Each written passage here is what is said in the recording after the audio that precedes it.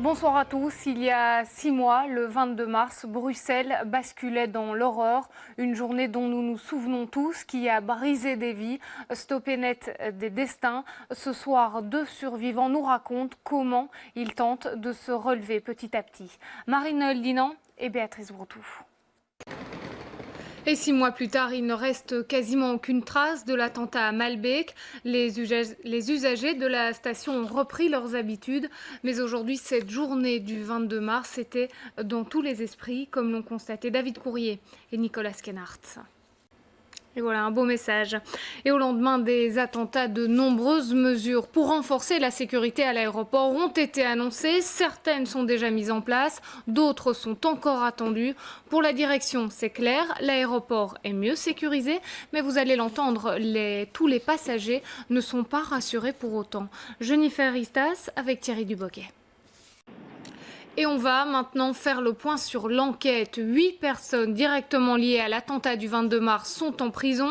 Parmi elles, Mohamed Abrini l'homme au chapeau et Osama Krayem, potentiels kamikazes. Ils se sont tous les deux ravisés avant de se faire exploser le 22 mars. Les 6 autres personnes arrêtées sont des complices. Un homme est toujours recherché, Elisabeth Coutars. Et dans cette enquête vient s'ajouter un nouvel outil très attendu. Une nouvelle banque de données sur les combattants djihadistes est désormais pleinement opérationnelle. La police, la justice, les services de renseignement peuvent donc désormais y avoir accès et s'échanger des informations. Elisabeth Coutars, vous nous avez rejoint en plateau. Quel type d'informations se trouve dans cette base de données ? Et alors, nouveauté, Elisabeth, les bourgmestres auront aussi accès à certaines informations. Oui, tout à fait. Donc l'arrêt. Merci Elisabeth. Et puis sachez encore que le gouvernement fédéral prolonge d'1 trimestre les mesures qui avaient été prises après les attentats pour soutenir l'activité économique à Bruxelles. Ces mesures sont donc reconduites jusqu'à la fin de l'année. Et dans le reste de l'actualité, le décret sur les titres requis dans l'enseignement fait débat. En fonction de leur diplôme, certains profs ne seront plus autorisés à enseigner certaines matières. Voilà qui bouscule l'organisation des écoles. Ce matin dans la presse, une centaine de directeurs interpellent directement la ministre de l'Éducation. Arnaud de Spiegelard et Antoine van der Straten. Ils font décidément parler d'eux. Les graffitis sous la ceinture, apparus mystérieusement sur 2 façades, n'auront pas le même sort. À Saint-Gilles, le pénis sera effacé. À la ville de Bruxelles, en revanche, l'acte de pénétration devrait être conservé. C'est là 2 visions bien différentes de l'expression artistique. Johanna Marchi, Antoine van der Straten. Uccle revoit ses tarifs pour les cartes de stationnement octroyées aux personnes qui viennent travailler dans la commune. Il repasse désormais à 600 €. Non, il varie entre 300 et 600 €, j'y arrive.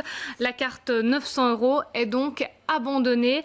C'est une réponse à la grogne des enseignants. Nous en avons parlé ici même. Ils réclament des tarifs préférentiels. À cela, le conseiller communal Emmanuel Debord rétorque, il n'est pas question d'avantager certains travailleurs. Écoutez-le, il était l'invité de l'interview ce midi. Et puisqu'on parle de mobilité à Uccle, regardez cette image. Pour cette image repérée par nos confrères de la dernière heure. Et puis retour triomphal hier soir à l'aéroport de Bruxelles pour les... Et puis en football, courte victoire d'Anderlecht hier, 1-0 contre OHL en Coupe de Belgique. Les Bruxellois sont qualifiés pour les 8e de finale. Ils affronteront le Sporting de Charleroi. Ce sera le 30 novembre prochain.